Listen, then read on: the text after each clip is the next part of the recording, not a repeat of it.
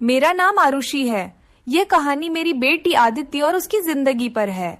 मैं बिजनौर के एक छोटे से कस्बे की रहने वाली हूँ। जब मैं विधवा हुई तो मेरे माँ बाप ने मेरी दूसरी शादी कर दी। एक ऐसे व्यक्ति से कर दी जिसका पहले से ही एक बेटा था और मेरे पास भी एक बेटी थी। अब मेरा बेटा और बेटी एक ही कमरे में सोते थे, मगर सुबह उठते ही मेरी बेटी बेड की चादर दिन प्रतिदिन चेंज कर देती, फिर मुझसे छुप छुप कर पुरानी चादर धोती और खुद नहाने चली जाती। कई बार तो मेरी बेटी बेहोश भी हो जाया करती थी। वो दिन ब दिन बहुत कमजोर होती जा रही थी। एक दिन सुबह उठकर मैं जल्दी से बेटी के कमरे में चली गई, मैं श्रेप, मगर आगे का माहौल देखकर मैं शर्म से पानी पानी हो गई। दिल से एक यही बात निकली कि भगवान ऐसा मंजर कभी किसी माँ को न दिखाए, क्योंकि वहां मेरी बेटी और बेटा आडिडे। अब कहानी पूरा सुनिए। मैं शादी के 2 साल बाद ही मैं विधवा हो गई थी। उस वक्त मेरी उम्र 18 साल थी, क्योंकि मेरे माँ बाप ने मेरी शादी 16 साल की उम्र में ही कर दी थी। मैं अपने माँ बाप की इकलौती बेटी थी, मगर मुझे ऐसा लगता था मैं उन पर एक बहुत बड़ा बोझ हूँ, मानो जैसे कि मैं उनकी बेटी ही नहीं थी। मेरे पैदा होने के बाद ही मेरी माँ कोई खुशी नहीं देख पाई थी और मेरे पिता, उनको तो बेटे की बहुत चाहत थी, इसलिए वो मुझे नापसंद करते थे और हमेशा ही मुझसे अलग रहते थे। मुझे दिल से प्यार नहीं करते थे, वो मुझे अपना मानते भी नहीं थे और मुझ पर बहुत गुस्सा करते थे। कुछ खानदानी शक्तियों की वजह से मेरे पिता दूसरी शादी भी नहीं कर सके। बस इसी कारण वो मुझसे बहुत नफरत करते थे। हर वक्त मुझसे सख्ती से ही बात करते थे और इसी वजह से उन्होंने मेरी शादी भी जल्दी ही करवा दी थी। मेरा पति सरकारी स्कूल में एक शिक्षक था। हमारी एक 3 साल की बेटी भी थी, मगर एक दिन विद्यालय से आते हुए रास्ते में उनका एक्सीडेंट हो गया और मौके पर ही उनकी मृत्यु हो गई। वो भी मेरा साथ छोड़ गए। वो दिन मेरे लिए किसी कयामत से कम नहीं था। मुझ पर तो परेशानियों के पहाड़ ही टूट पड़े थे। कुछ दिन गुजारने के बाद मेरे सास ससुर ने भी मुझे मेरे माँ बाप के घर भेज दिया। शायद उन पर भी मैं बोझ ही थी। वो भी मुझे अच्छा नहीं समझते थे। उनके ख्याल से मैं मनहूस औरत थी। मैंने ही जैसे उनके बेटे को मार दिया हो। फिर मैं चुपचाप अपने माँ बाप के साथ उनके घर आ गई।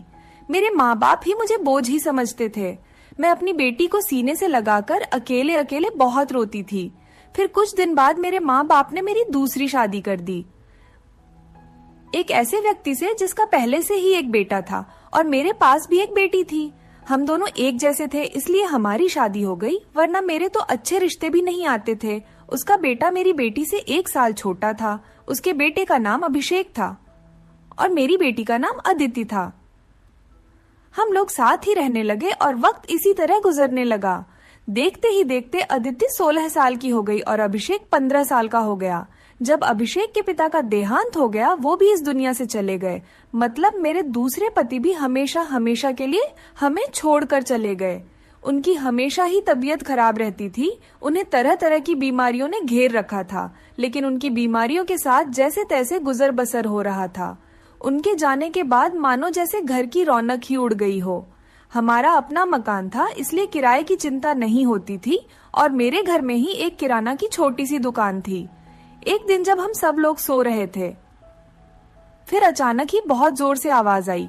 मेरा तो दिल बैठ गया। मैं बहुत घबरा गई थी और डर भी गई थी। मैंने देखा कि आवाज तो अभिषेक के कमरे से आई है। मैं उसके कमरे की तरफ दौड़ी तो मैं देखते ही हैरान रह गई। कमरे की छत गिर गई थी। यह देखकर मैं घबरा गई। मुझे डर था कि कहीं अभिषेक तो इस छत के नीचे नहीं दब गया। जब मैं करीब गई और मैंने जाकर देखा तो अभिषेक वहां नहीं था। वो बाथरूम जाने के लिए उठा होगा, इसी वजह से उसकी जान बच गई, क्योंकि उसके कमरे की छत गिर गई थी। मैंने ईश्वर से धन्यवाद किया कि यह तो अच्छा हुआ कि अभिषेक को कोई चोट नहीं आई। अगर उसको कुछ हो जाता तो मैं उसके स्वर्गवासी पिता को क्या मुंह दिखाती। लेकिन अब हमारे पास इतने पैसे नहीं थे कि हम उस छत को दोबारा डलवा सकते। कमरे का तो कबाड़ा ही बन गया था। सारी छत गिर चुकी थी और हमने उसको उसके हाल पर ही छोड़ दिया। उसके बाद मैंने अपने लिए अपना बिस्तर रसोई में ही डाल दिया और कमरे में दोनों बच्चों को सोने के लिए कहा, क्योंकि बाहर तो बहुत ज्यादा सर्दी थी और बाहर कोई सो भी नहीं सकता था और कमरे में एक बेड और एक चारपाई ही थी। 2 लोग भी बहुत मुश्किल से सो पाते थे। अब वो दोनों एक ही कमरे में सोते थे, मजबूरी थी, क्या कर सकते हैं।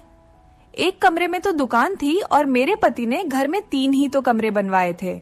यूं तो हम 3 लोगों के हिसाब से कमरे ठीक थे, लेकिन एक कमरा दुकान के लिए भी तो जरूरी था। अब मजबूरी थी, क्या कर सकते थे, गुजारा तो करना ही था। एक दिन मेरा बेटा बेटी के कमरे में सोया तो सुबह सुबह कुछ ऐसा हुआ कि मैं चकित रह गई। अभिषेक तो सवेरे उठकर नाश्ता करने भी बैठ गया था, जबकि अदिति अभी तक सो रही थी। वो तो इतनी देर तक नहीं सोती थी, लेकिन आज वो इतनी देर तक क्यों सो रही थी? उसकी आदत थी कि वो सुबह जल्दी उठ जाया करती थी। मैंने उसको आवाज भी दी तो वो उठ नहीं रही थी। थोड़ी देर के बाद मैंने उसके कमरे में जाकर उसको देखा तो पता चला कि वो बेहोश हो चुकी थी। मैं बुरी तरह से घबरा गई थी कि उसको क्या हो गया। मैंने फौरन ही अभिषेक को बोला कि पास के ही डॉक्टर को घर बुला लाओ। डॉक्टर घर पर आया तो डॉक्टर ने कहा कि यह बेहोश हो गई है, लड़की काफी कमजोर है, खून की भी कमी है, कोई भारी काम इससे मत करवाना, बस आराम ही करवाना, फल अच्छा खाना वगैरह खिलाइए, ठीक हो जाएगी। जब अदिति को होश आया तो मैं उसके पास गई और मैंने उससे पूछा कि तुम्हें क्या हो गया था। तो वो कहने लगी कि बस ऐसे ही बैठे बैठे मुझे चक्कर आने लगे थे और मैं बेहोश हो गई थी। मैंने अपनी बेटी को कहा कि तुम आराम करो, मैं तुम्हारे लिए नाश्ता बनाकर लाती हूँ। जब मैं नाश्ता लेकर आई और मैंने आकर देखा, वो अपने कमरे में नहीं थी और कमरे के बिस्तर पर चादर भी नहीं थी। मैंने बाहर जाकर उसको देखा तो वो उसी चादर को बैठकर धो रही थी। मैंने उससे पूछा, तुम ये चादर क्यों धो रही हो? तुम्हारी तो तबीयत ठीक नहीं है, डॉक्टर ने तुम्हें आराम करने के लिए कहा है। मैं उस पर बहुत चिल्लाई और कहा कि यहाँ से उठो, अपने कमरे में जाओ और नाश्ता करो, कुछ खाओ पियो, तभी तो ठीक हो जाओगी। उसने कहा, नहीं नहीं, मुझे ये चादर जरूर धोनी है, बिस्तर पर बिछाने के लिए। हमारे घर में एक ही तो चादर है। मैंने कहा कि अचानक से ये चादर धोने का भूत तुम्हारे सर पर क्यों सवार हो गया है? इतनी तो चादर गंदी नहीं थी जो तुम उसको धोने के लिए बैठ गई। छोड़ दो इसे, मैं खुद इस चादर को धो दूंगी, उठो। यहाँ से उसने मेरी बात नहीं मानी और चादर को छत पर सुखाने के लिए चली गई। उसके बाद ही उसने नाश्ता किया। फिर थोड़ी देर के लिए वो सो गई और अभिषेक भी काम पर जा चुका था। उसको सिर्फ मैंने हाई स्कूल तक ही पढ़ाई करवाई थी और वो एक कपड़े की दुकान पर काम करता था। वह बहुत ही मेहनती था। घर वाली दुकान तो मैं खुद ही चला लिया करती थी। वैसे भी उस दुकान में ज्यादातर बच्चे ही आते थे। दिन इसी तरह से गुजर गया। उस दिन अभिषेक ने मुझसे कहा, आज मैं खाना खाकर आया हूँ। वो देर से आया था और अदिति भी पहले से ही कमरे में सो चुकी थी। वो भी जाकर कमरे में सो गया। मैंने भी रसोई में अपनी चारपाई डाल रखी थी। जगह बदलने की वजह से मुझे नींद नहीं आ रही थी। मैं अपने पति को याद ही कर रही थी। दूसरा पति मेरा बहुत अच्छा था, मेरा बहुत ख्याल रखता था। उसने कभी भी मुझे पहली शादी का ताना नहीं दिया था और मेरी बेटी को वो हमेशा अपनी ही बेटी समझता था। और मैंने भी अभिषेक को कभी नहीं बताया था कि वो मेरा सौतेला बेटा है। उसने भी मुझसे अपने हिस्से का प्यार ले लिया था। वो मुझे सगी माँ से भी ज्यादा प्यार करता था और मेरा कहना भी मानता था। वो उस घर में अकेला ही मर्द था। वो हमारा इकलौता ही सहारा था, वरना हम 2 औरतें कहाँ जाती। काम भी अच्छे तरीके से कर रहा था। मैंने उसे कहा भी था कि वो आगे की पढ़ाई प्राइवेट पढ़ ले, क्योंकि अगर उसके पास कोई अच्छी डिग्री होगी तो नौकरी भी अच्छी मिल जाएगी। वो मेरी बात मान लेता था। सुबह सुबह फिर से कुछ ऐसा हुआ कि मैं हैरान रह गई। अदिति फिर से बेहोश हो चुकी थी और इस बार तो उसकी शक्ल देखकर लग रहा था जैसे उसके जिस्म का सारा खून ही खींच लिया गया हो। वो बिल्कुल पीली पड़ गई थी। फिर मैंने डॉक्टर को बुलवाया। डॉक्टर ने वही बात कही कि मैंने आराम करने को कहा था। इसको खाने में क्या खिलाया था आपने? मैंने उनको सारी बात बताई। मैंने कहा कि वही दाल सब्जी खिलाई थी और फल भी खिलाए थे। पूरा दिन कोई काम भी नहीं करवाया था। तो डॉक्टर ने कहा कि दोबारा से कैसे इतनी कमजोरी हो गई, आप इस बात को सीरियस लीजिए, नहीं तो आपकी बेटी की जान को खतरा हो सकता है। क्योंकि इस तरह से अचानक बेहोश हो जाना और कई घंटों तक बेहोश रहना कोई मामूली बात नहीं। डॉक्टर ने सख्ती से सारी बात बताई और कुछ देर बाद वो चले गए। फिर जब आदित्य होश आया तो मैंने उससे कहा कि तुमने फिर से अब कोई काम किया तो मुझसे बुरा कोई नहीं होगा। लेकिन थोड़ी देर बाद जब मैं उसके कमरे में दोबारा गई तो मैं यह देखकर हैरान हो गई कि वो क्या कर रही है। वो तो फिर से बेड की चादर को धो रही थी। इस बार मैं उसे दूर से देख रही थी, क्योंकि जो भी वो कर रही थी वह सब कुछ मामूली नहीं था। वो बेहोशी से उठकर चादर को धोना शुरू कर देती थी। यह सब क्या हो रहा था? वो ये सब क्यों कर रही थी? जब से मेरे बेटे ने उसके कमरे में सोना शुरू किया था, तभी से वो ऐसा कर रही थी, और बेहोश भी तभी से हो रही थी। अभिषेक उसके लिए था तो सौतेला भाई, लेकिन बचपन से दोनों एक साथ ही पले बड़े हैं। उन दोनों में तो सगे भाई बहनों जैसी मोहब्बत थी। फिर ऐसा क्या हो रहा था? मेरी बेटी की तबीयत दिन भर दिन क्यों खराब होती जा रही थी? मैं रोती और सोचती रहती कि यह सब कुछ क्या हो रहा है। एक औरत कमजोर तब होती है जब वो बच्चे पैदा करती है तो उसके अंदर बिल्कुल भी ताकत नहीं रहती, लेकिन जवान लड़कियों यूं बेहोश होने लगे। यह तो कोई नॉर्मल बात नहीं थी। दूसरे ही दिन उसने चादर धोकर छत पर सुखाई। वो आसपास भी उसे ही देख रही थी कि जैसे मैंने उसे देखा तो नहीं है। मैं रसोई की खिड़की से ये सब कुछ देख रही थी। मैंने भी उसको ऐसा एहसास नहीं होने दिया जैसे मैं उसको देख रही हूँ। लेकिन मेरी बेटी क्या कर रही थी? वो फिर से बिस्तर पर आकर लेट गई और उसने अपने ऊपर वाली चादर को ओढ़ लिया ताकि मुझे कुछ पता न चले। नीचे वाली चादर है या नहीं ये मुझे नहीं पता था। मैंने उसको नाश्ता करवाया और दवाई दी। दुकान अच्छी नहीं चल रही थी। हमारी दुकान पर कोई बड़ा ग्राहक नहीं आता था। सिर्फ बच्चे ही गोलियां और टॉफियां लेने आते थे जो 5 रुपए देकर चले जाते। इसी तरह से तो काम नहीं चलने वाला था। मैं बहुत परेशान थी, लेकिन यह बात मैंने अपने बच्चों को कभी नहीं बताई। अभिषेक को भी कुछ नहीं बताया क्योंकि वो पहले से ही नौकरी कर रहा था। अब अगर ऐसे में ये बात बता देती तो वो और भी ज्यादा परेशान हो जाता। लेकिन मैं खुद बहुत परेशान हो गई थी। ऊपर से डॉक्टर ने कहा था बेटी को अच्छी चीजें खिलाओ, लेकिन घर में तो दाल रोटी के भी पूरे पैसे नहीं हो रहे थे। घर का खर्चा करना बहुत मुश्किल हो रहा था। लेकिन एक दिन कुछ बहुत ही अजीब हुआ। मैंने अपने बेटे अभिषेक और आदित्य को कुछ ऐसी बातें करते हुए सुना जिनकी मुझे बिल्कुल भी समझ नहीं आई। मेरे बेटे ने कहा, ये तुमने तो अभी से ही अपनी तबीयत खराब कर ली है, इस तरह तो नहीं चलेगा। अगर तुम्हें इतनी परेशानी हो रही है तो फिर हम ये सब नहीं कर सकते। मेरी बेटी ने कहा कि नहीं, मुझे यह काम करना है। इसी तरह के मौके बार बार नहीं मिलते हैं और मुझे क्या पता था कि मेरे साथ ये सब कुछ हो जाएगा। मुझे तो पता ही नहीं था कि मेरे अंदर इतनी भी ताकत नहीं है। मेरे बेटे ने कहा कि अब तो तुम्हें पता है ना, मैं तुम्हारी जिंदगी को दांव पर नहीं लगा सकता। तो मेरी बेटी का कहना था कि नहीं, सिर्फ 2-4 हफ्तों की बात है, उसके बाद ये मौका नहीं मिलेगा। ये सब क्या हो रहा था? मुझे कुछ समझ नहीं आ रहा था। ये दोनों क्या बातें कर रहे हैं? एक दिन तो मैंने कुछ ऐसा देखा जिसको देखकर मैं दंग रह गई। सुबह सुबह ही मेरी बेटी ने चादर को फिर से धोकर छत पर सुखा दिया और वो एक तरफ खड़ी होकर उलटी कर रही थी। मैंने कहा कि क्या हो गया है तुम्हें? वो घबरा गई और कहने लगी कि अचानक से मेरा दिल खराब हो गया। मैंने कहा, क्या मतलब है इस बात का कि दिल खराब हो गया? तुम्हारा क्या खा रही हो तुम ऐसा, और चादर को बार बार क्यों धोती हो? क्या छुपा रही हो मुझसे? अगर मुझे पता चला कि तुमने कोई ऐसी वैसी हरकत की है जिससे मेरी और तुम्हारे बाप की इज्जत दांव पर लग गई तो मैं तुम्हें कभी माफ नहीं करूंगी। मेरी बेटी हैरान हो गई। उसने कहा, माँ आप किस तरह की बातें कर रही हैं? ऐसा कुछ नहीं है जैसा आप सोच रही हैं। लगता है आज आपने कोई फिल्म देखी है या किसी ने आपके कान मेरे खिलाफ भर दिए हैं जो आप इस तरह की बातें कर रही हैं। मैं ऐसा क्यों करूंगी? और अगर मैंने इस चादर को धो दिया है तो क्या हो गया? चादर गंदी हो गई थी, बस इसीलिए धो दिया। आपको तो पता है कि कई दिन से मेरी तबीयत खराब है, तो दवाई खाने की वजह से मेरे पेट में भी खराबी हो रही है। अगर मुझे उल्टी आ गई तो इसका और कोई मतलब नहीं है। मेरी बेटी मुझसे इस तरह से बात कर रही थी। मैंने उसके मुंह पर थप्पड़ दे मारा और वो जमीन पर गिर गई। तभी अचानक अभिषेक भी आ गया। उसने कहा कि माँ आप ये क्या कर रही हैं? आपने इस पर हाथ क्यों उठाया? तो मैंने उससे कहा, हाँ मैंने इसको मारा है, इस पर हाथ उठाया है। ऐसा तो मुझे बहुत पहले ही करना चाहिए था, लेकिन अभी मैं पूरी तरह से बात की तह तक नहीं पहुंची हूँ। जिस दिन मुझे पता चल गया तुम दोनों के बारे में, उस दिन देखना।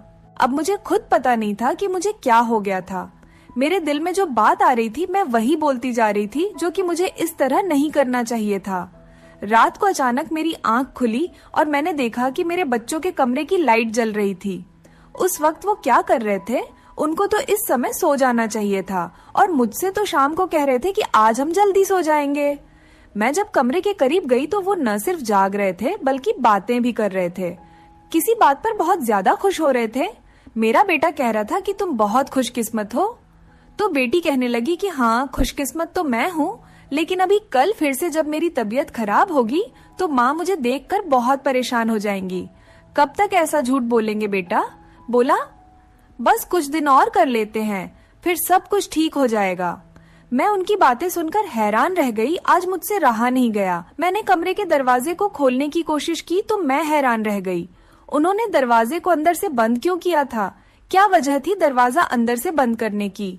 वैसे भी अब मौसम बदल रहा था, उनको दरवाजा खोलकर सोना चाहिए था। मैंने दरवाजे पर बार बार दस्तक देना शुरू कर दिया, लेकिन इस तरह से दस्तक देने के बावजूद भी उन लोगों ने दरवाजा खोलने में आधा घंटा लगा दिया। और उसके बाद जब मैंने कमरे में देखा तो उनके अलावा कमरे में कोई भी नहीं था और वो दोनों ऐसी शक्ल बनाकर बैठे थे जैसे नींद से जागे हों। मैंने कहा, इतनी देर में दरवाजा क्यों खोला है? तो कहने लगे, हम सो रहे थे। मैंने कहा कि झूठ नहीं बोला करो, तुम लोग जाग रहे थे और बातें कर रहे थे। उन्होंने कहा कि हम क्यों इस समय जागेंगे और क्यों बातें करेंगे? हमारा कौन सा कल पेपर है जो हम तैयारी करेंगे और जागेंगे?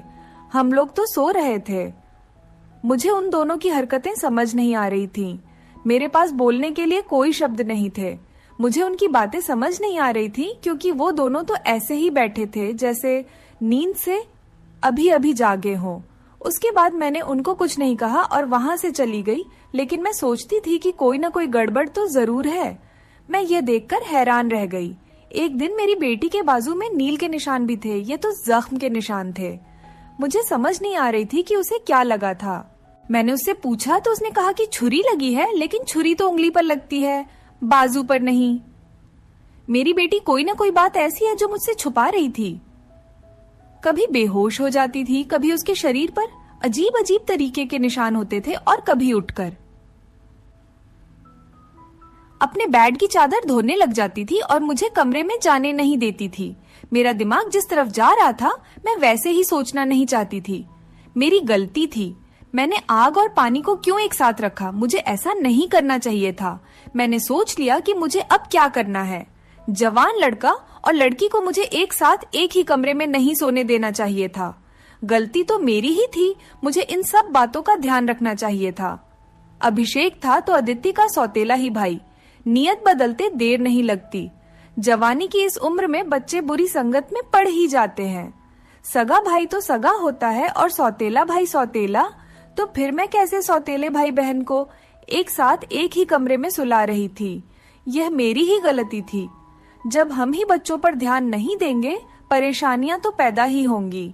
अच्छी बुरी बातों का ध्यान तो हमें ही रखना होता है। बच्चे तो नादान होते हैं और नादानी में ही बहुत सारी गलतियां कर बैठते हैं। जैसे जैसे विचार मेरे दिमाग में आ रहे थे, अगर ये सारे विचार सही हो गए तो फिर सारा का सारा कसूर मेरा ही होगा। मैंने अपने बेटे और बेटी पर नजर रखी थी। एक दिन मेरा बेटा बेटी को कोई चीज लाकर दे रहा था। मैं छुपकर उनकी बातें सुनने लगी। उसने कहा कि यह तुम्हारी दवाई है, इस परेशानी के लिए यह दवाई ले लो तो सब कुछ ठीक हो जाएगा। उसने मेरी बेटी को छुपाकर वो गोलियां दी। मैं परेशान हो गई कि ये किस चीज की गोलियां उसको दे रहा है। आखिर ऐसी क्या बात है जो परेशानी ये दोनों हल करना चाहते हैं और उसके बारे में मुझे नहीं पता। और ये दवाइयां कुछ अजीब सी क्यों लग रही थी? मेरी बेटी ने भी वो दवाइयां फौरन से पकड़ ली और उनको अपने दुपट्टे के पल्लू में छुपा लिया। बेटे ने कहा कि रात को सोने से पहले खा लेना, तो फिर अगले दिन तो बेहोश बिल्कुल भी नहीं होगी। और 2-3 दिन तक तो मेरी बेटी वाकई बेहोश नहीं हुई थी, लेकिन उसके बाद शायद उसकी वो गोलियां खत्म हो गई और एक दिन बाद फिर से मेरी बेटी बेहोश हो गई थी। मेरा बेटा भी घर पर नहीं था, इसलिए मैंने आज फायदा उठाने के बारे में सोचा। मैंने वो चादर बहुत ही होशियारी से बेटी के नीचे से खींच ली और उसको तरीके से तय करके अपने कमरे में ले आई। मुझे खोलकर देखना था कि इस पर ऐसा क्या लगा होता था जिसकी वजह से मेरी बेटी सुबह उठते ही उसे धोना शुरू कर देती थी और यहाँ तक कि अपनी बीमारी का भी ख्याल नहीं करती। जब मैंने चादर को खोलकर देखा तो पहले तो मुझे कुछ नजर नहीं आया, लेकिन जब मैंने ध्यान से देखा तो यह देखकर मैं हैरान रह गई कि उस चादर पर सफेद सफेद बाल थे और पूरी चादर बालों से भरी हुई थी। मुझे समझ नहीं आई ये किस चीज के बाल हैं, क्योंकि ये बाल बिल्कुल सफेद और छोटे छोटे बाल थे। मैं हैरान हो गई, लेकिन मुझे ये बात समझ नहीं आई। मैं सोचती रही कि ये सब कुछ क्या हो रहा है। मैं बेटे और बेटी की हरकतों पर नजर रख रही थी, इसलिए सारा कुछ अपने दिमाग में सोच रही थी, लेकिन मैं किसी नतीजे पर नहीं पहुंची थी। तब तक मेरी बेटी को यह पता चल ही गया कि चादर मैंने देख ली है, तो वो मेरे पास आकर बैठ गई और कुछ अजीब सी घबराई हुई नजर आने लगी। उसके बाद मैंने उससे पूछ लिया कि क्या बात है, क्यों परेशान लग रही हो? तो उसने कहा कि माँ वो चादर कहाँ है? तो मैंने उससे कहा कि वो तो मैंने धोकर डाल दी है। ये कहकर वो मेरे पास से जाने लगी, तो मैंने उसका हाथ पकड़कर उसे रोक लिया और मैंने कहा कि मैं सब कुछ देख चुकी हूँ, उस चादर पर जो भी लगा हुआ था। मुझे बता दो ये सब कुछ क्या है? तुम मुझसे इतने दिनों से क्या छुपा रही हो? मैं बहुत परेशान हो गई हूँ, मेरे दिमाग में बहुत बुरे बुरे विचार आ रहे हैं। वो मेरे पास बैठ गई और फिर मेरी बेटी ने मुझे ऐसी बात बताई कि मेरे कदमों तले से जमीन निकल गई। मेरी बेटी ने मुझे बताया कि माँ जैसा आप समझ रही हैं वैसा बिल्कुल भी नहीं है। दरअसल हमने देख लिया था कि इस घर के हालात अच्छे नहीं चल रहे, घर की दुकान भी नहीं चल रही थी और भैया भी कुछ खास पैसे नहीं कमा रहे थे, लेकिन हमें ऐसा कोई काम नहीं मिल रहा था जो हम लोग कर पाते। फिर भैया के एक दोस्त ने उसको एक काम दिया। दरअसल उसने कुछ बहुत ही नस्ली किस्म के बिल्ली के बच्चे रखे हुए थे, जो कि 3 से 4 की तादाद में थे, लेकिन उनको संभालना उसके बस से बाहर था। इसलिए उसने हमें उन बच्चों को संभालने का काम दिया और उस काम के बहुत सारे पैसे दिए। दरअसल भैया भी पूरा दिन वहीं होते थे, लेकिन रात में भाई को आराम भी करना होता था, इसलिए उन बिल्ली के बच्चों को कमरे में ले आते थे और मैं उनको संभाल लेती थी। उन्हीं के बाल सुबह चादर पर लगे हुए थे, जिसको मैं सुबह को धो देती थी, क्योंकि हमें पता था कि आपको इस तरह की चीजें अच्छी नहीं लगती और हम आपको यह सब कुछ बताना भी नहीं चाहते थे। हम ये सब काम कर रहे हैं और मुझे बाद में पता चला कि मुझे बिल्ली के बच्चों से एलर्जी हो जाती है, जिसकी वजह से मैं सुबह को बेहोश हो जाती थी। भैया ने मुझे जो दवाइयां लाकर दी थी वो भी इसी चीज की थी, ताकि मेरी एलर्जी कम हो जाए। माँ, भैया का वो दोस्त बहुत अमीर है और वो इस काम के हमें बहुत ज्यादा पैसे भी दे रहा था। वो हमें एक दिन के 1000 रुपए दे रहा था और आज उन बच्चों का हमारे घर में आखिरी दिन था, क्योंकि अब वो उन्हें लेकर दूसरे शहर चला गया है और हमने इतने पैसे कमा लिए हैं कि हम उस कमरे की छत भी डलवा सकते हैं और घर का कुछ राशन भी ला सकते हैं। हमें पता है कि आपको पालतू जानवर पसंद नहीं है, इसलिए हमने आपको ये बात नहीं बताई थी, लेकिन आपने तो न जाने हमारे बारे में क्या क्या सोच लिया। हम पर इतना शक किया। आपने हमारे बारे में जो बातें की वो हमारे दिल में तीर की तरह जाकर लगती थी। मैं जानती हूँ कि वो मेरा सौतेला भाई है, लेकिन वो मेरे सगे भाइयों से भी बढ़कर है। उसने हर बार सिर्फ हमारे बारे में ही सोचा है, जबकि देखा जाए तो हम उसके क्या लगते हैं। उसका पिता तो इस दुनिया से जा चुका है और उसके अपने रिश्तेदार भी तो हैं, जो कि हमसे बहुत ज्यादा अमीर हैं। वो उनके साथ जाकर भी तो रह सकता है, लेकिन वो फिर भी हमारे साथ रहता है, क्योंकि वो हमें कभी अकेला नहीं छोड़ना चाहता। उसने हमेशा मुझे अपनी सगी बहन ही माना है। उसने कभी मुझसे कोई गलत बात नहीं की और वो हमारा साथ भी देता है, हमारे लिए बहुत कुछ करता है। पूरा दिन वो काम करता था, रात को मैं उसकी मदद करती थी। वो कहता था कि वो रात में भी ये सब कुछ कर लेगा। दिन भर तो वो बेचारा मेहनत करता था, इसलिए मैंने उससे कहा कि रात को तुम आराम किया करो, बच्चों को मैं देख लूंगी, इसलिए मैं उसकी मदद कर रही थी। मुझे यह सुनकर बहुत ही ज्यादा अफसोस हुआ और मुझे खुद पर बहुत गुस्सा भी आ रहा था। मैंने अपने बच्चों के बारे में क्या क्या सोचा। मैं अपने बच्चों के बारे में जितना गलत सोच रही थी, मेरे बच्चे उससे भी कई गुना ज्यादा अच्छे हैं। इतनी गलत बातें मैंने उनके बारे में सोची जितनी मुझे सोचनी भी नहीं चाहिए थी। हमने ये बात अभिषेक को नहीं बताई। अदिति ने भी उसको कुछ नहीं बताया कि मुझे सारी बात का पता चल गया, क्योंकि अब यह काम वैसे भी खत्म हो गया था और मैं उसकी नजरों में और ज्यादा गिरना नहीं चाहती थी। कुछ दिन बाद अभिषेक ने उस कमरे की छत डलवा दी और अब हमारे घर का कमरा भी ठीक हो गया था। धीरे धीरे हमने बहुत मेहनत की। मेरी बेटी ने भी घर में बच्चों को ट्यूशन पढ़ाना शुरू कर दिया था। हमारे हालात पहले से बेहतर होने लगे। धीरे धीरे इतने बेहतर हो गए कि हमारे घर में कोई तंगी नहीं रही। मेरे साथ जिंदगी ने बहुत बुरा किया था, लेकिन अच्छा यह किया कि मुझे बहुत ज्यादा नेक और अच्छे बच्चे दिए, चाहे वो मेरे अपने थे या पराई। ईश्वर की कृपा से मेरे दोनों बच्चे बहुत ही मेहनती हैं और इस बात को समझते हैं कि अभी उनकी मेहनत के दिन हैं। हाथ पर हाथ रखकर नहीं बैठ सकते, क्योंकि उनके सर पर पिता का साया नहीं था और मैं भी कुछ खास कर नहीं सकती थी। इस बात का उनको एहसास था और यह एक बहुत बड़ी बात है। ईश्वर की कृपा है कि अब सब कुछ ठीक हो गया। ऊपर वाले का लाख लाख शुक्र हुआ। जैसा मैं सोच रही थी वैसा कुछ नहीं हुआ, लेकिन ऐसा हो भी सकता था। अगर ऐसा होता तो मैं कहाँ जाती। बस आखिर में इतना कहना चाहूंगी, जो ऊपर वाला चाहता है होता वही है। मेरे बच्चे बहुत समझदार हैं और उनके दिल में कोई ऐसी बात नहीं है, लेकिन फिर भी मैं ऐसी माँ को नसीहत करूंगी, बच्चों के साथ के इस मामले में थोड़ी एहतियात जरूर करें और वो गलती न करें जो मैंने अपने बच्चों के साथ की है। मुझे दोनों को एक कमरे में नहीं रखना चाहिए था, क्योंकि जो न हुआ और वो हो भी सकता था, और अगर वो हो जाता तो सब कुछ खत्म हो जाता। मेरे बच्चे तो समझदार थे, शायद मेरे साथ इसलिए ऐसा नहीं हुआ।